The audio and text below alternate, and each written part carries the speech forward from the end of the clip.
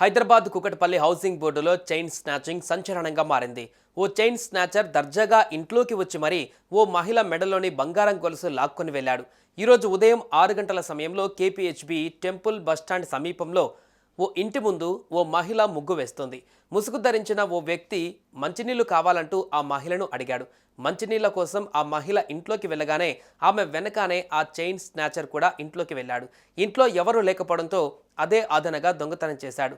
Water వంకతో ఆమెని మోసం చేసి మెడలోని గోల్డ్ చైన్ను లాక్కొని వెళ్ళాడు.